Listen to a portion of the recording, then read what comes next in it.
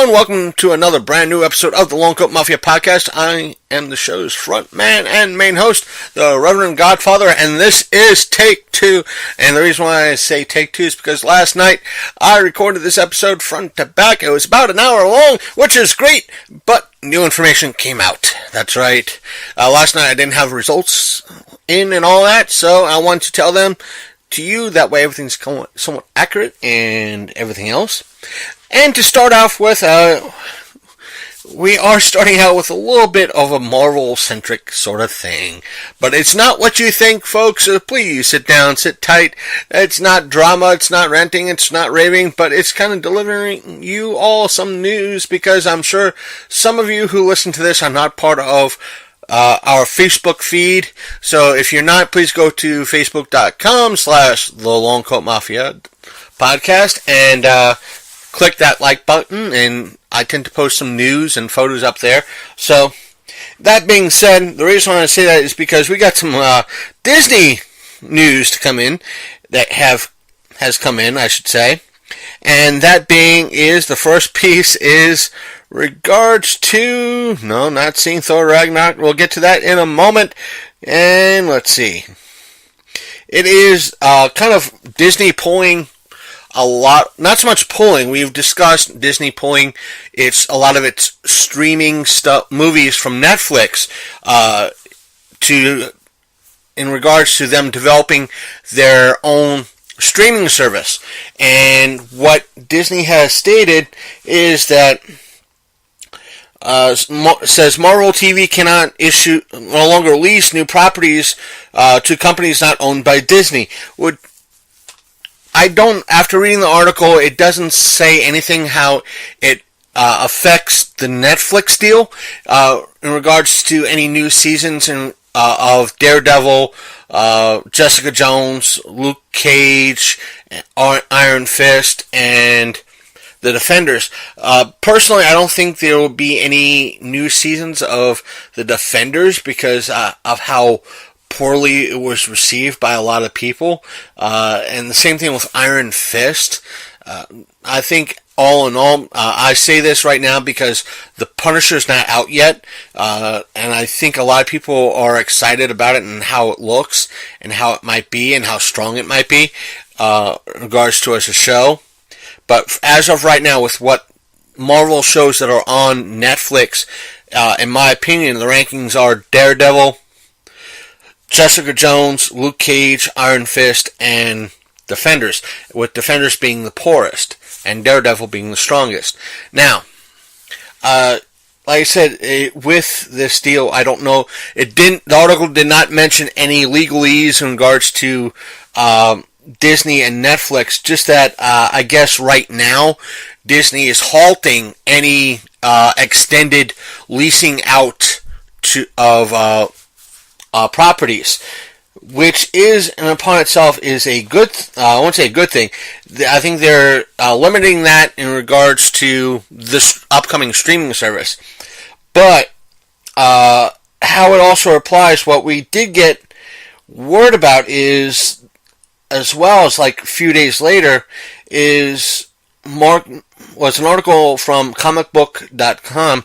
Now please don't please forgive me for using them as a source, but they talked about with Mark Millar in regards to Netflix buying Millarworld. Now, Mark Millar has done the comic book run of Kick-Ass, and there were three series of Kick-Ass. We only saw the original Kick-Ass in theaters and Kick-Ass 2, whereas the original movie dealt with book 1, or the graphic novel, first run of the series. The second one dealt with the second run, or second graphic novel, and since everything kind of fell through with the movie, and not so much bad press, but a lot of people talking bad about it that worked on the film. Jim Carrey. Damn these allergies and winter cold. But we never saw, because of that, we never saw a Kick-Ass 3, and with the bad press, the movie didn't do too well, so therefore we didn't get, any 3, Kick-Ass 3, and I think a lot of people that starred in it, the main cast, I'm not talking about Jim Carrey. I'm talking about everybody else not really enthused about wanting to do a third movie, especially at this point. But Netflix has purchased Miller World in regards to his works, but with the coming to light of the Disney saying no more leasing, I don't know, personally I don't know how it's going to affect this deal with Mark Millar. The reason why I say that is because Miller World, I think, is strictly put out by Marvel, because that's where the Kick-Ass series was put out, was through Marvel. So we'll see how things fall in the upcoming months and weeks and months in regards to that. I would love to see a Kick-Ass series, like the movie rebooted as a series. That way they could cover all 3 series graphic novels. In like season 1 is book 1, season 2 is book 2, season 3 is book 3. Kind of like how Dusk to Dawn was, the original Dusk to Dawn was made from a movie into I think a 3 to 5 season show on what's his name's network, and it came onto Netflix for the last and final season. That would be perfect. It's I would love to see that. They could reboot it and put it on Netflix. But that depends on who owns the Kick-Ass series, because it was not technically it was a Marvel movie, but it wasn't technically a Marvel movie. Yes, I'm using air quotes on an audio program. But it should be interesting to see how this works out in regards to the whole Marvel deal and that sort of thing. And kind of speaking of Disney, and that's why I was saying that this is not, it's a Marvel story, but it's not a Disney story, not a Marvel story, but while being a Marvel story, and to kind of talk about Disney a little bit more. Many times on this program, I've spoken to you guys, or at least told you guys, of how the theater movie companies like Disney, Warner Brothers, and MGM get their funds, and what goes on, a little bit of what goes on behind the scenes when it comes to how movies are determined as success or not in regards to box office gross. I say that to kind of set up the next article that was brought to my attention, is that a lot of theaters might be boycotting the new Star Wars movie coming out December 15th, Star Wars The Last Jedi. Side note, I think the latest trailer when I went to see Thor Ragnarok last night. It was awesome. I am still awfully stoked to see it. I'm going to see if I could set like $20 aside and see it first night, Thursday night, December 14th or something like that, and hopefully I'll go see it. Either way, I'll be seeing it on the 15th. So, but what they're talking about is what Disney has done. Wow. Basically, the deal that Disney has made with theaters in regarding to at least Star Wars. They didn't say anything in regards to other Disney movies like Thor or any other movies that are released by Disney. They're just talking about Star Wars and that particular deal. So I do not know if this applies to all Disney movies, but what the deal is with Disney, and to backtrack, when I tell you guys about when a movie is doing well, not doing well, is that I use the standard 50% across the board, which means if a movie does first week, and we'll go into Thor Ragnarok's weekend box office numbers in a moment, but if a movie does $100 million, in the first weekend, to get or let's say 300 million in its total life. The easiest math to do is cut it in half, and that's what generally the studio will make, and the rest goes to the theaters in various percentages.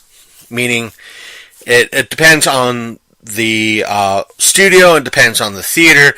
Some, a bigger theater could get a lower percentage, while a smaller theater would be a higher percentage. Meaning, a Regal can negotiate that they would have to pay, out of a $10 ticket, they would have to pay the studio 40%, and they keep 60%, whereas a smaller theater like Berkeley Theaters here in Martinsburg, West Virginia, it could be the reverse, where the theater keeps 40% and they have to send 60% to the studio.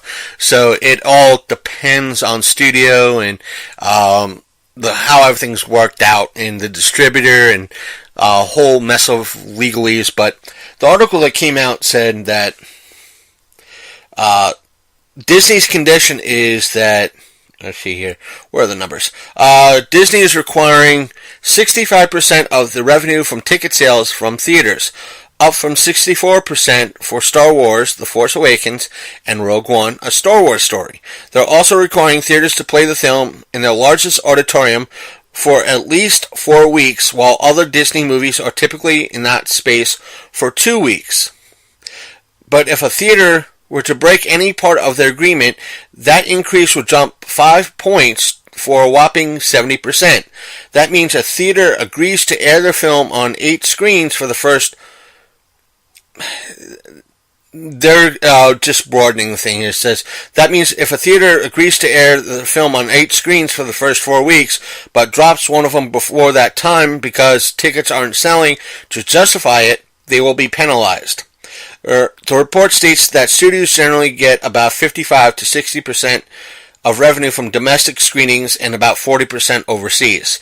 But that's the thing. It's 50% is a base number. It's easy, makes things easier to relate to you and to do math quickly in the head. But what they're talking about is, again, it depends on the theater.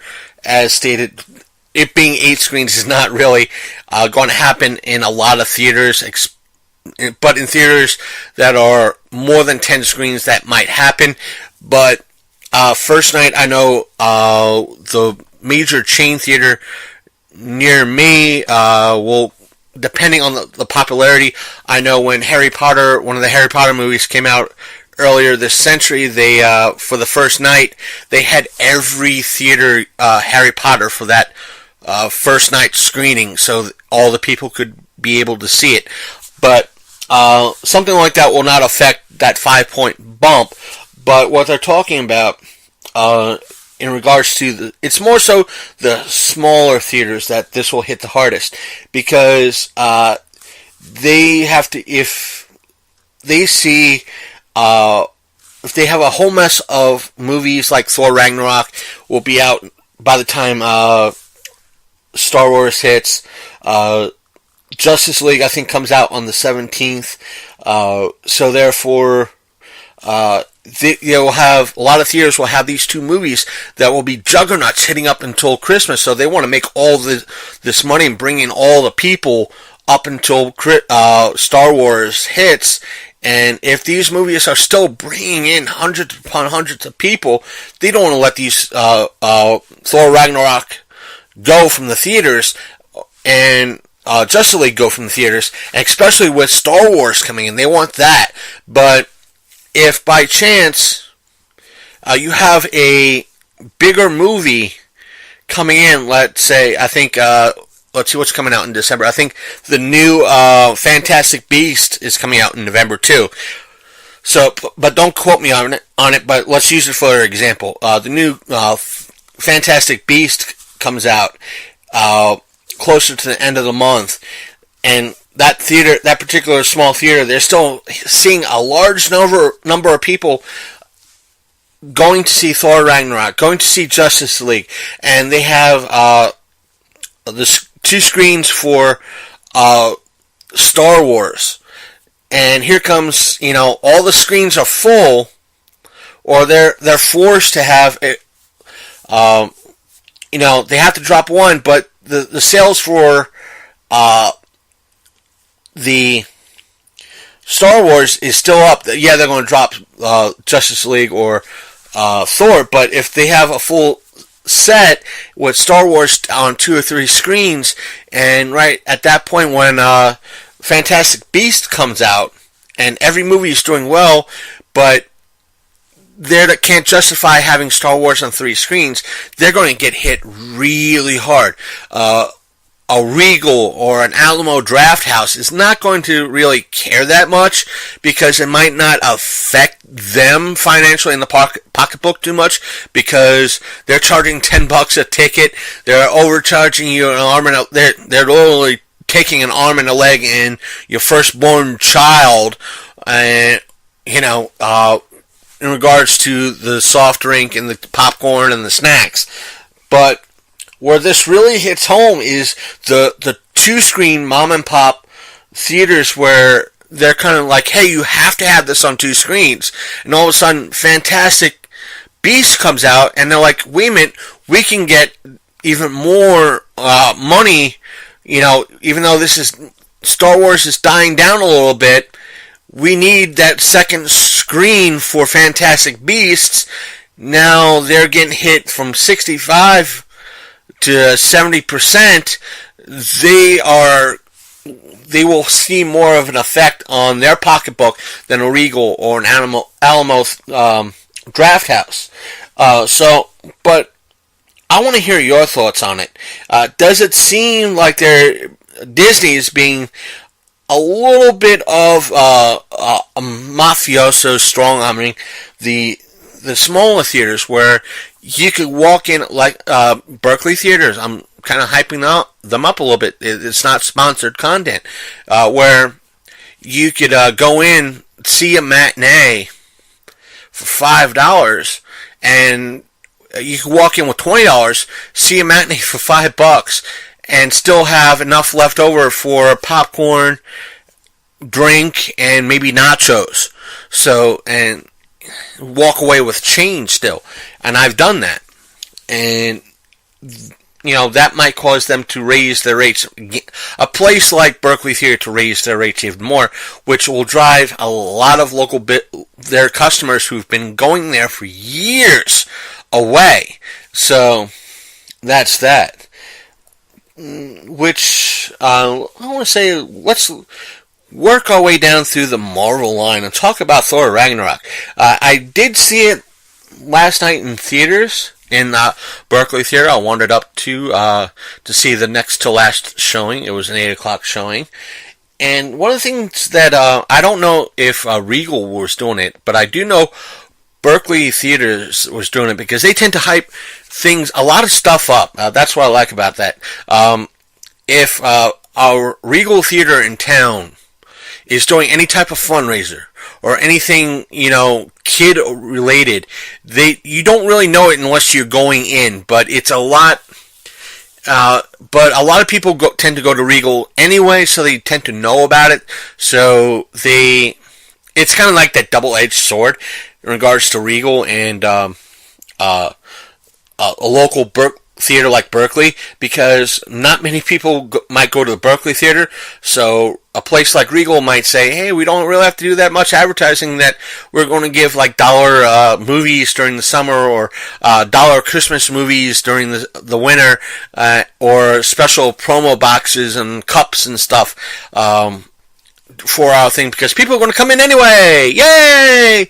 Or we're doing a charity fundraiser where you could buy actual movie posters that we have a shit ton in stock. Yay! Whereas Berkeley Theater, I'm not saying they don't get their fair share of lines and crowds and packed theaters and all that, but they're the ones that tend to go, hey, we got a whole we're doing a charity thing where we'll be selling a bunch of our posters, and they're the ones that really are shouting to the wind and shouting to the crowd that we're doing stuff too.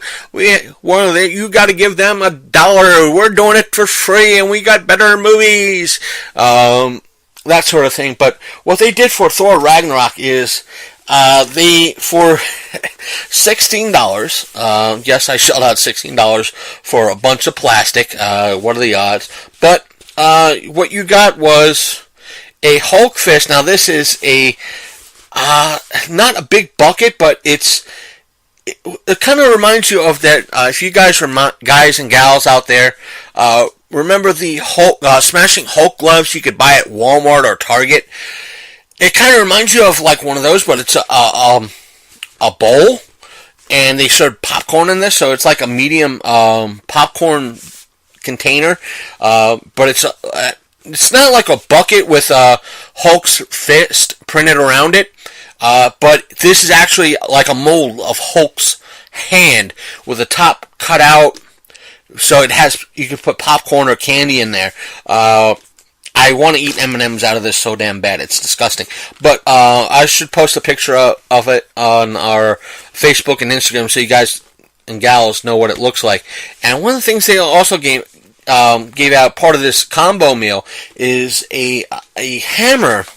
It's kind of a equivalent of if it was kind of expanded out, it might be like a super gulp type size cup, but it looks like a hammer that it is the hammer that Hulk uses in the movie, but it came with the Hulk hand cup, so it kind of works with the movie, and it also came your choice of drink, the popcorn, the drink, and any candy in the case. So if you wanted like the $5 candy, I think the highest that Berkeley sells that candy is like $3.50. So if you wanted the $3.50 candy, you could have gotten like the $3.50 candy. So $16 for, in essence, a very large drink, the popcorn and candy. So there's that. And what is this Ragnarok is not so much one movie, it's two movies, and that two movies is Planet Hulk, and it is Thor Ragnarok. I'm not familiar with the aspect of Thor Ragnarok, but I am familiar with Planet Hulk, because I read that series, and I read both the graphic novel of the series and World War Hulk, and both are great runs. So if you do want to read Thor Ragnarok or Planet Hulk or World War Hulk, I suggest picking up the graphic novels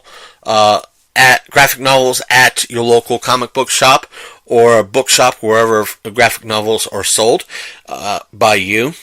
So it was a very humorous movie, and there was a lot of Easter eggs that I missed out on that were pointed out to me that I didn't really catch because everything was, I won't say moving quickly. That's a good thing about this pace, that there were a lot of points that did slow down a little bit, but it was very decent pacing in it, and there was almost humor. It was Ant-Man quality humor in regards to that. I know a lot of people were disappointed about this, but what can I say? This was a very amusing movie, a very fun movie. The action was constant and very fulfilling. There were nods in the battle sequence in regards to Thor versus Hulk that were a nod back to Avengers. Loki did his job well. The only gripe that I had so much, in a way, is that Jeff Goldblum's character is that he seemed a little, even though he was Jeff Goldblum, so his character's going to be Jeff Goldblum-y, but it just didn't fit well with the the story. Close that out. But the only other thing is, I noticed in this, I don't think anybody else noticed in it, was with Odin, Anthony Hopkins, who did a wonderful job being Odin. I have mad respect for this man. So I am not knocking Odin at all, or Anthony Hopkins. Just that a lot of close-ups when they showed Anthony Hopkins, or Odin, if you will, looking off to the distance, and it was a side profile, you saw what looked like a hearing aid. It wasn't the hearing aid wasn't in his ear, but you kind of saw like a squiggly thing in right above his ear. It looked like a hearing implant that he might have, I think due to his age. I don't remember him seeing reports of him getting such a device.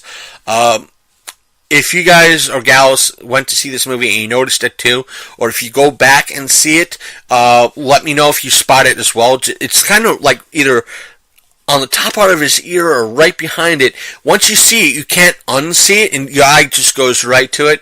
It doesn't take anything away from his performance, but it just pops out at you. It just doesn't fit with everything that the character might have, and they should have, the props department or the makeup department should have covered it up more, so it was more hidden. Or at times it seems like they tried to do that, and it just didn't work. But that doesn't take anything away from Anthony Hopkins or his role at all. And it just moves. The person who played the Goddess of Death was perfect. Keith Urban's character was, that's the thing about Keith Urban. He's a very good actor. He either is one or two things in regards to the roles that he plays. They seem either totally awesome, like Judge Dredd and Bones, and his role in Almost Human on Fox. Like that awesome, great roles, and you have some of these roles that he plays that's kind of like, the fuck? This is a great role. You could have played it a little bit better, and this was just one of those cheesy, dumb roles that didn't really, I don't think, fit Carl Urban at all. That's it, but he did try his best, I'll say that. He just played that bumbling sidekick, or that bubbling minion in the movie, and that's I think what I want to say in regards to this character that didn't impress me. Did I go on about Jeff? Yeah, Jeff Goldblum. The character that Jeff Goldblum replaces in the Planet Hulk storyline is way different. Whereas Jeff Goldblum's character is more or less the king of games.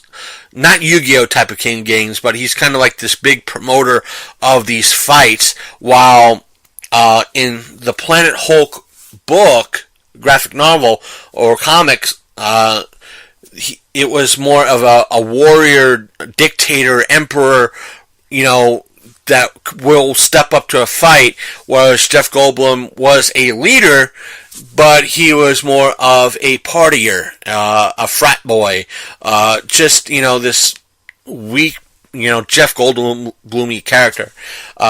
I guess they just wanted the movie to be a little bit more lighter, because in regards to some things, because that's how Marvel overall does. As an overall score, I want to say that it's at least a hard 7.5 to a hard 8. But like I said, there's a lot of humor in here. One of the bigger complaints I heard leading up to this movie is that Hulk is talking, but most of the people that are complaining about Hulk talking and being more lucid with his speech is because I don't think they're truly knowledgeable about Hulk as a comic book character. They're not used to Hulk saying such dialogue, or a lot of dialogue, meaning that if you want to put it in age-wise, and when we first mostly seen Hulk, it's mostly Hulk smash, kind of like a child just learning to talk.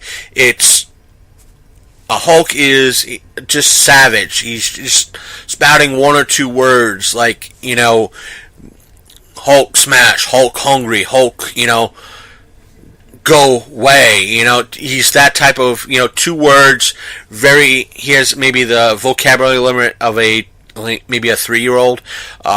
He can't really, he could say some words, but not a whole lot. He can't form a decent sentence.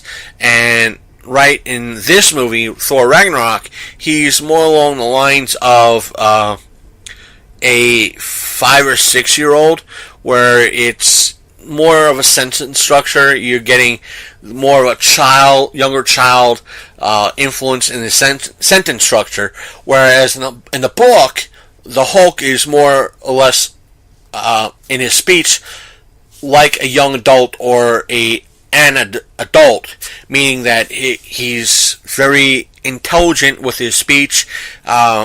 He has almost full access to Banner's mind in reference to how to say certain things, and he's not like Banner bad man. He'll say, "I don't like being Banner. Banner is no longer a part of me." And this is like, Banner's is a fool. I don't like Banner. So he's more or less like a young child, maybe at most a 5 or 6-year-old. I do recommend seeing this movie in the theaters. It's not a rental. I do recommend you picking up it as a rental, so you're able to see more of the Easter eggs and other stuff that might be part of it. It has that Ant-Man quality of humor to it. So, and Chris Hemsworth and the person who plays Loki are, just back and forth with each other. It's that perfect role for them. Doctor Strange does make an appearance in this.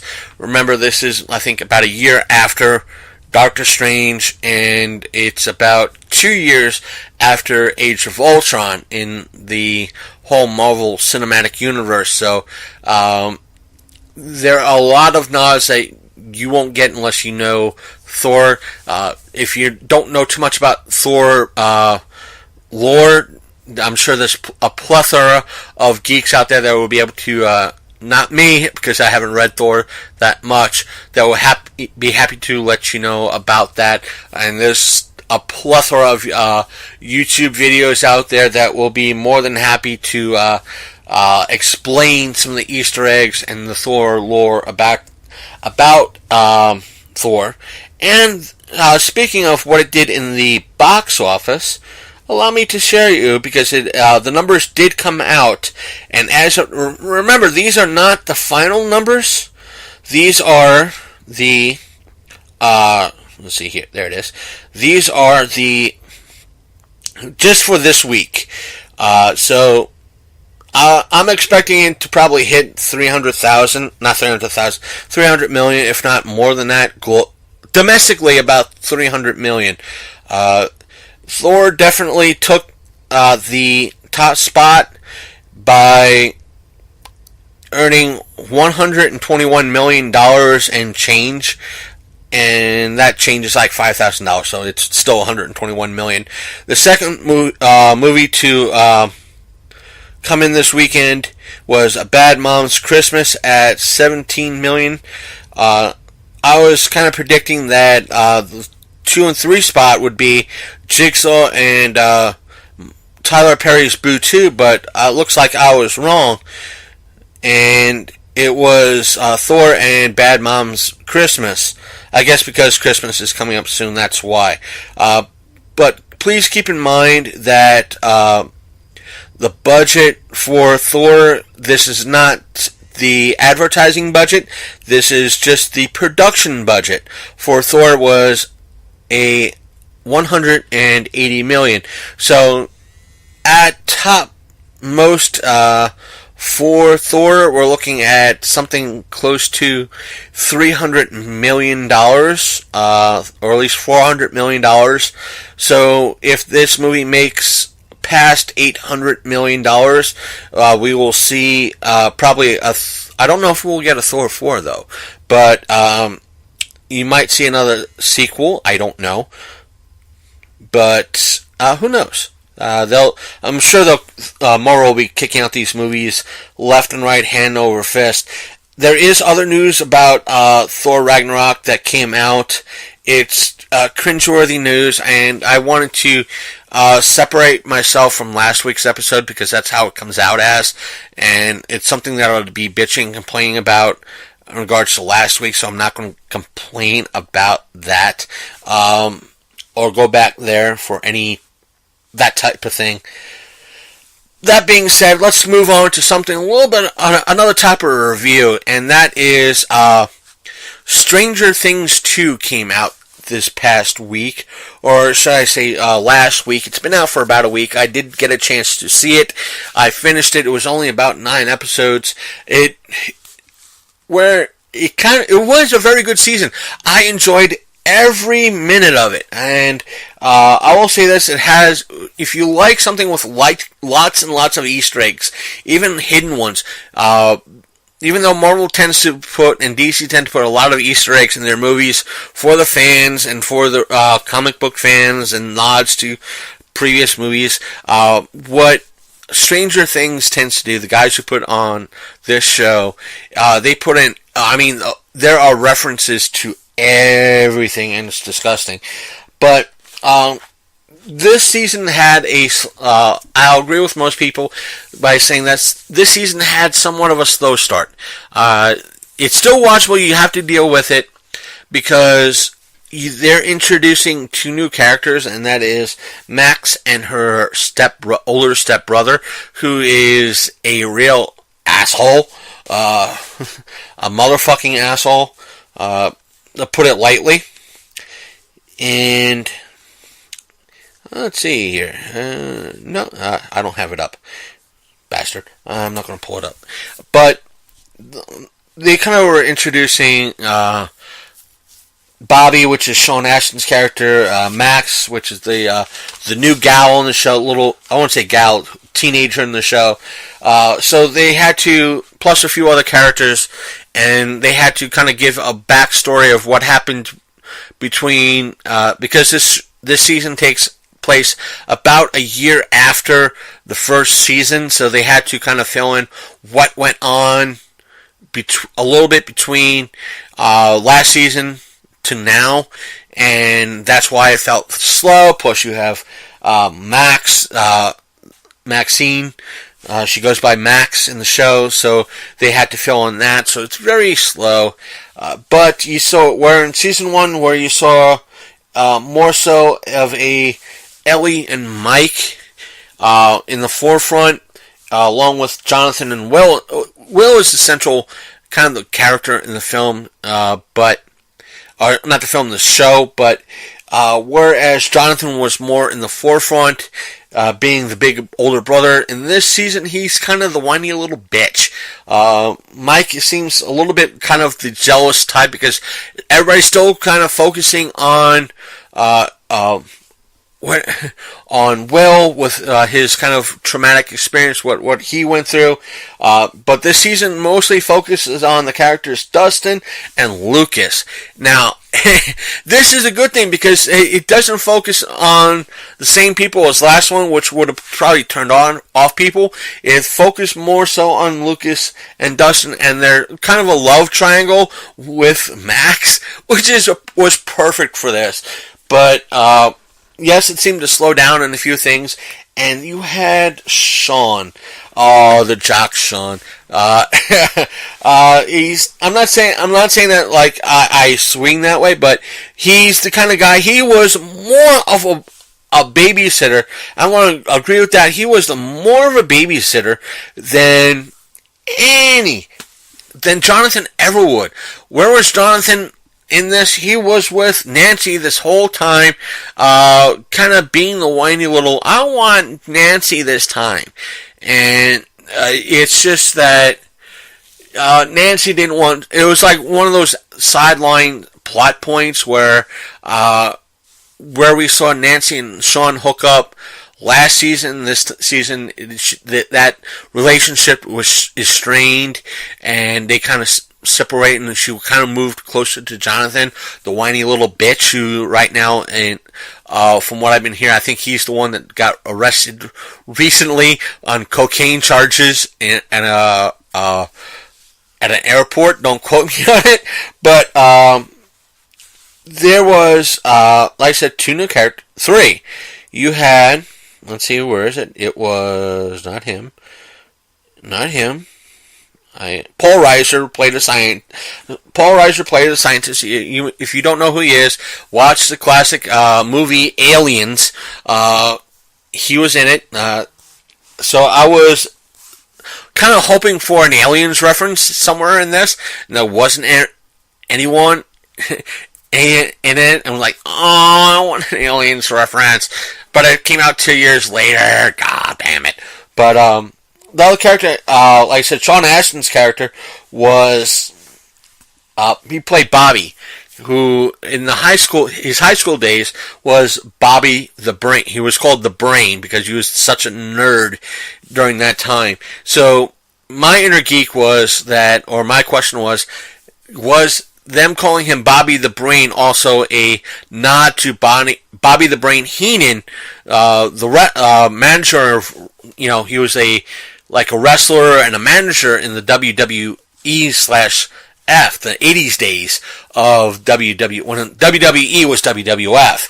So, if that is so, it's a great little Easter egg, a great little nod to that.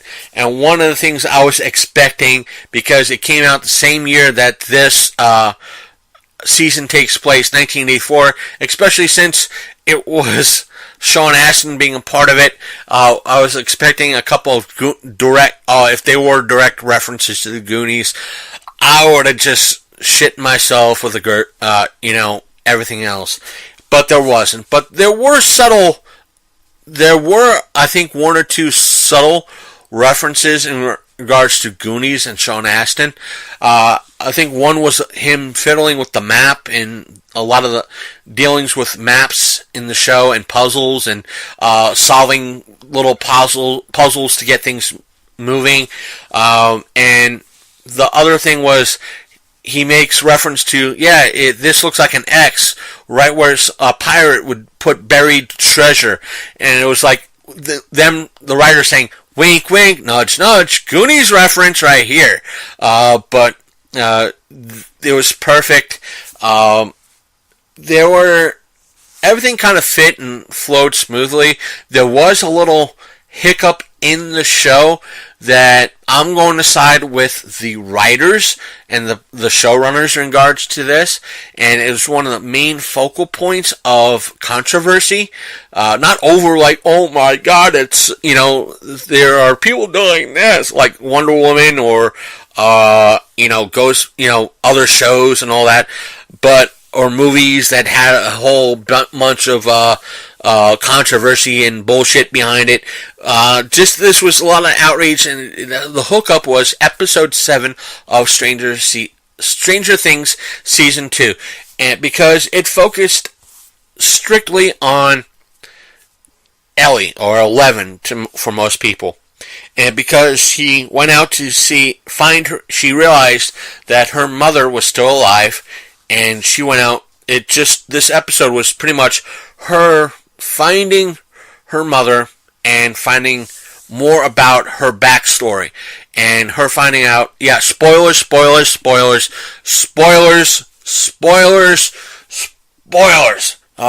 finding out that she has a sister in arms, not a biological sister, but a sister in arms, meaning that there was another girl in the facility where she was at that was older, and so 11 goes to find this girl, and it's her, her little journey into this, and it's more so, I think the episode was more so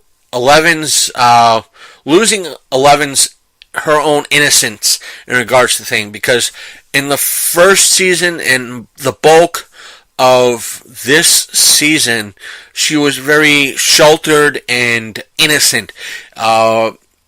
And this was part of that, bringing her more so out of that innocence, not making her evil, but bringing her out of her own shell and learning a little bit more. And plus, this episode, this didn't come up, but this episode felt like a backdoor pilot. And let me explain that. When it comes to pilots, take something like Star Trek. They will have a pilot. It will be nothing like, for a lot of things, the original Star Trek pilot did not look like the main series that we know and love. That's the point of a pilot. And now, when you pick up a DVD, sometimes that pilot's not referenced as a pilot. It's listed as Season 1, Episode 1. Sometimes on some DVDs, depending on the variant of the DVD or who's publishing it or who put together the DVD, sometimes it's referenced as a pilot, other times it's referenced as Season 1, Episode 1, and depending on the episode, how they number it, it could be Episode 1, Season 1, Episode 1, and 2. It's very confusing. It's, that's how most pilots are. And it's usually the first episode of the season sometimes. Nowadays, the pilot episode is the first episode of any season, no matter the length. Sometimes it's Season 1, Episode 1 and 2. But that's beside the point. That's semantics.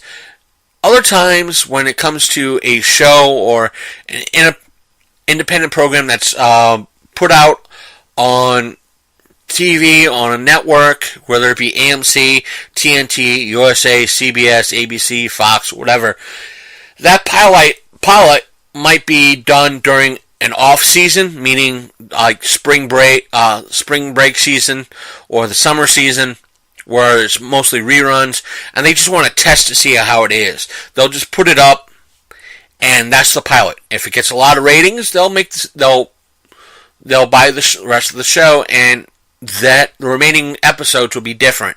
Different case in point.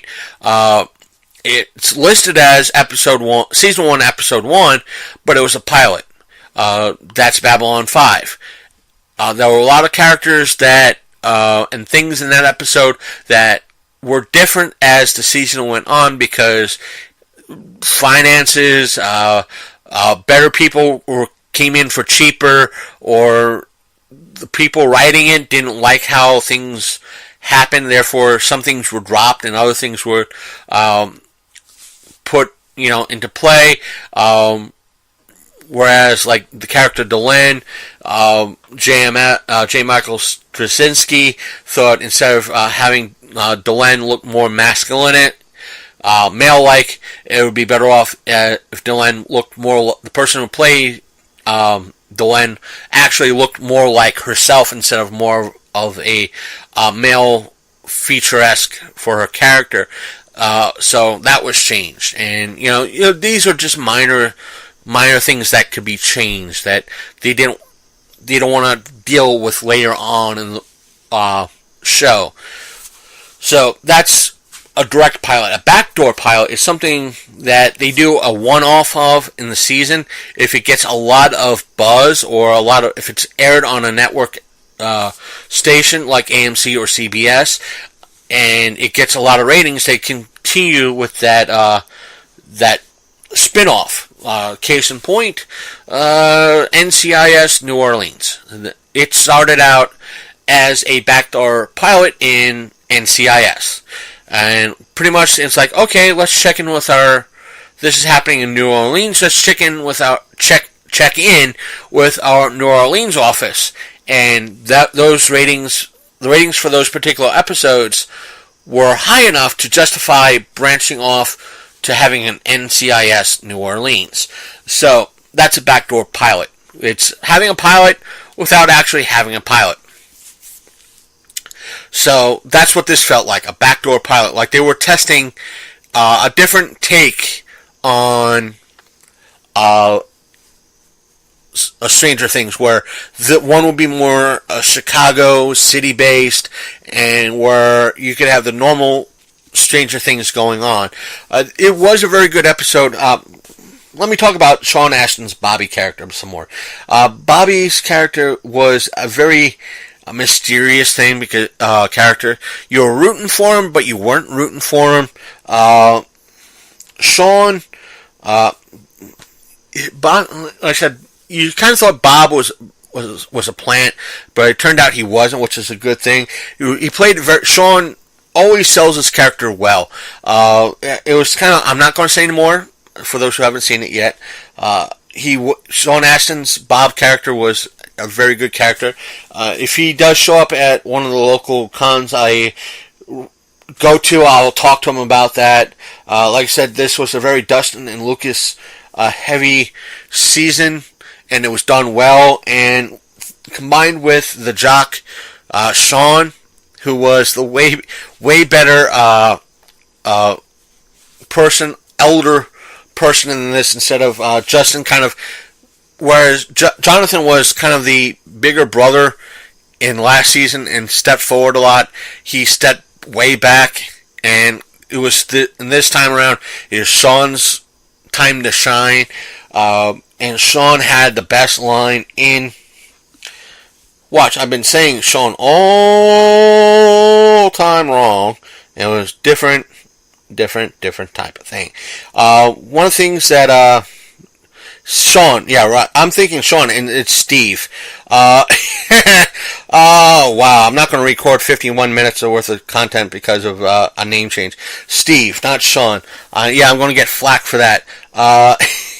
Steve, he gave the best line in the show, which was, "What are you two this is directed towards Dustin and Lucas. What are you two guys doing? Just yapping off while this random girl is helping me?" And it's just, he steps up so much. And I think I've been saying Sean a lot because Sean Astin, and how I met Sean Astin. Side note, before we move on, I met Sean Astin a little, like 2-3 years ago. Yeah, it was about 2 years ago at AwesomeCon. He was the nicest guy you could meet. He came in later than everybody else, and he was like it was like you couldn't be mad at the guy. Literally, you couldn't be mad at this guy, because he was like, dude, I'm so, he was very apologetic. He's like, listen, I had a whole mess of media events I had to get to and get through to promote AwesomeCon and what I'm doing, and he said, I'm sorry, I as much as I wanted to rush through him, I couldn't rush through him. But I'm here now. Come on down. Let's, say hi. He all smiles, apologizes. Like, I want to be mad at you for being late, and you just, but he was cool and nice and everything else. Hope I get to see him again. The Ellie and Mike situation. Yeah, Mike was still the whiny little bitch that he is, because again, he has to be like that center of attention. But and Ellie, she had a great thing with Hopper, kind of being that her trying to be a daughter for once, an actual girl, and trying to stretch her legs in a way, and her individuality. And Hopper trying to be a dad again, because there is that backstory that he was a dad, and his biological daughter was lost to cancer. This is in season 1. And I'm not really spoiling anything with season 1 by saying that. So there's that. Nancy has her own little story arc. It's just very convoluted and just slows everything down a tad. Another little bit of controversy, I think we mentioned it on the show, in regards to Stranger Things 2, was, again, in the first few episodes, you see the gang of 4, or gang of 5, all each wearing, Ghostbuster uniforms. And the major controversy was that they're not accurate. How could they build such things back in 1984? Why? Oh, the geekdom, how dare they? But one of the people that are in the local Ghostbuster groups came out and said that for 1984, what these guys are wearing, what they put together for a replica pack is 1984 accurate. Both the uniform and the pack with what they did. So sit down and shut up. And to kind of give out what these Ghostbuster groups, local Ghostbuster groups do, and sorry I tapped the mic right there, is that they're kind of like what the 501st does, is that the 501st come out to they do a lot of charity work, so do the Ghostbusters groups. Basically, whereas you have a lot of kids right now that are Ghostbusters fans, and they might not want Star Wars, they want Ghostbusters to show up to their, as a Make-A-Wish thing, so that's what these members of Ghostbusters group do. They make their own traps and their own packs and their own suits, and they go and they make kids smile. So and they have fun. So what's the harm in that? Same like with the 501st and the groups that support around the 501st. If you're making kids smile, how bad can you be? But to kind of move on from that, to kind of jump over to DC. The reason why I said is that with Legends of Tomorrow, one of the current episodes that came out takes place in 1984, 1985, and after seeing Stranger Things Season 2 taking place in 1984, a lot of what they did in Legends of Tomorrow seemed almost carbon copy of what happens in Stranger Things Season 2. And, I mean, it's like, oh dear God, an evil corporation. Oh dear God. Oh, it's like they got their hands on Stranger Things 2 script, or the synopsis of Stranger Things 2, and quickly did an episode to kind of mimic it, and it came out within the same time frame of Stranger Things to kind of carry on that wave. But it was a fun little episode. It's just like, really, you're copying Stranger Things. Somebody got the script, or knew somebody, or somebody who worked on this episode, writing this episode, knew a couple of people who wrote Stranger Things, and this is what they kind of doing for it. Oh dear God! Oh, it's also a Halloween type of thing. Oh God! It was almost that kind of inducing rage. It's like, oh dear God, they can't. Oh no, they're. Oh, but that being said, what can I say about that? That's it. It just seemed like a very big mimicky episode. Next up, I want to speak out a little bit. I think I forgot about it in the first take of this recording, and that was the whole aspect of the Flash.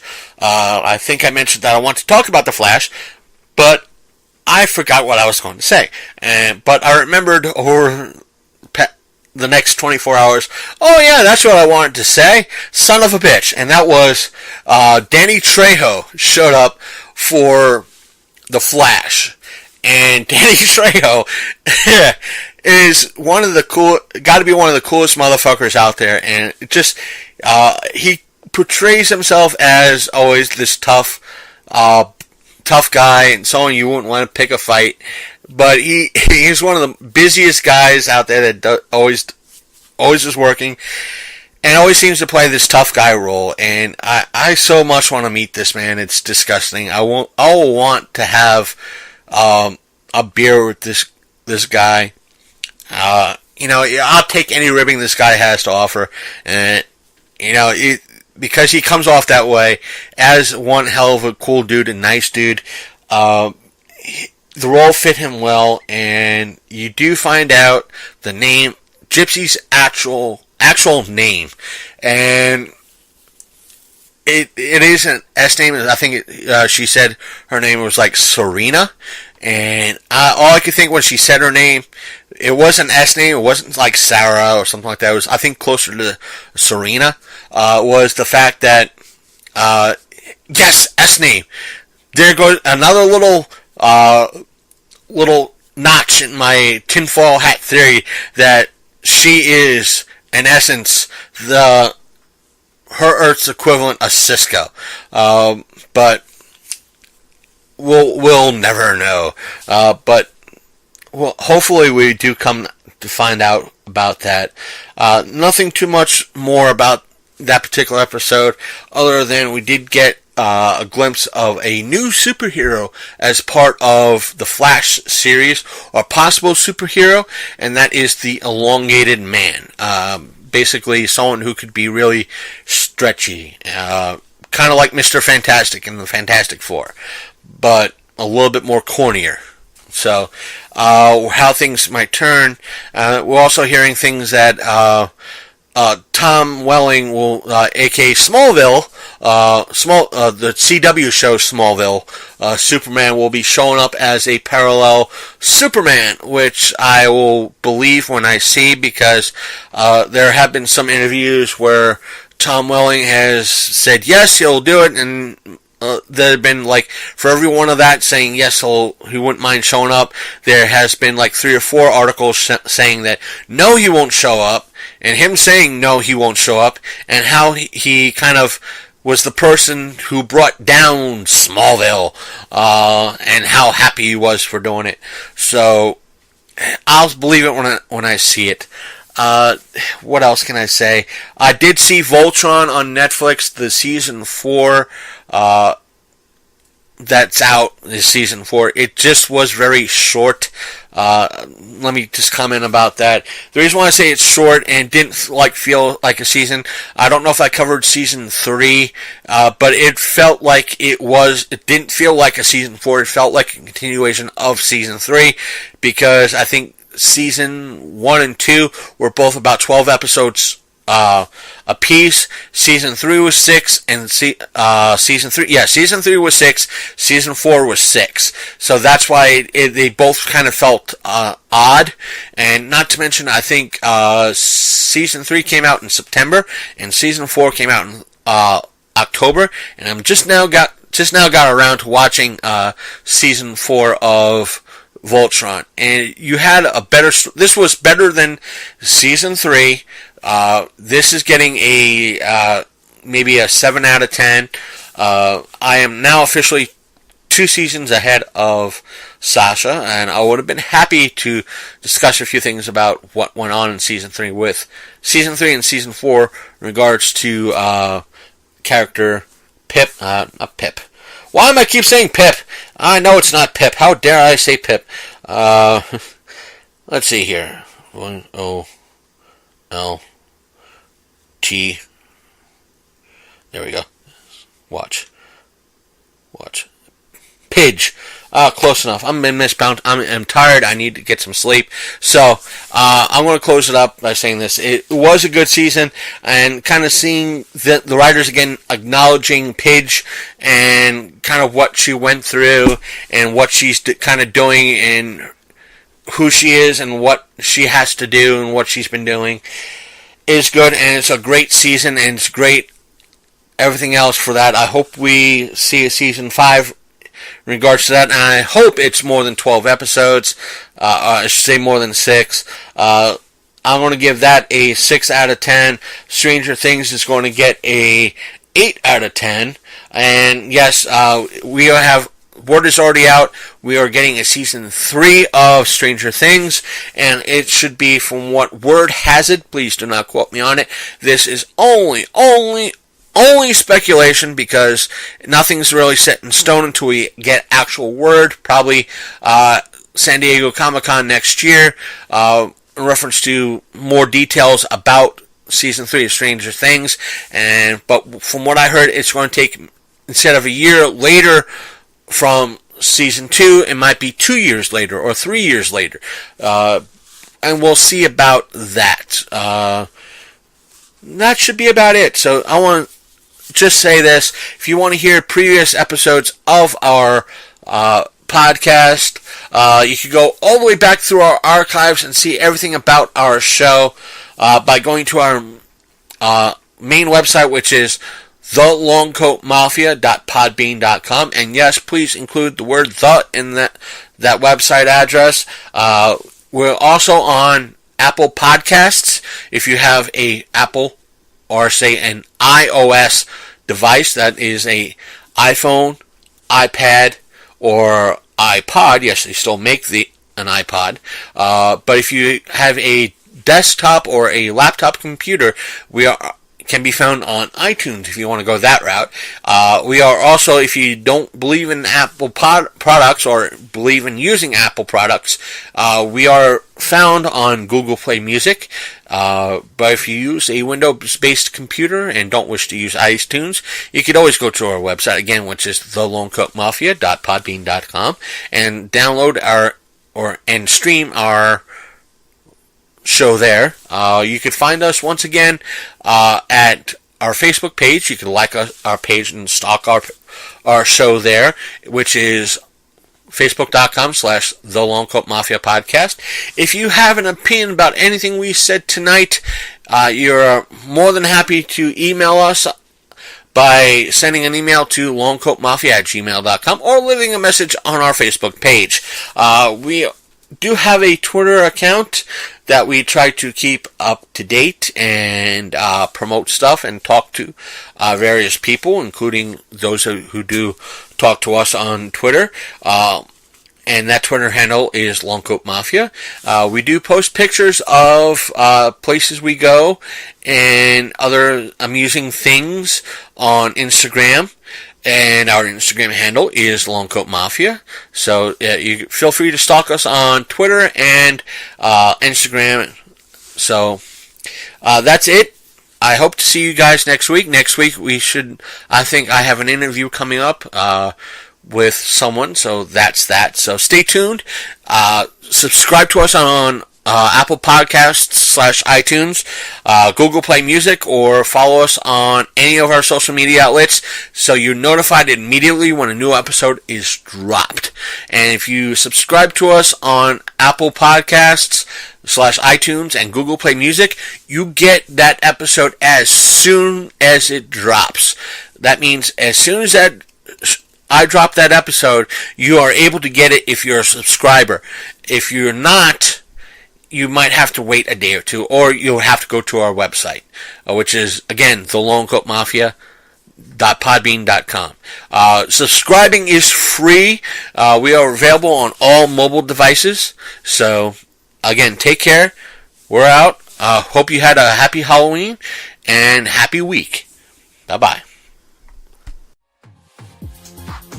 See you next time on the Long Coat Mafia.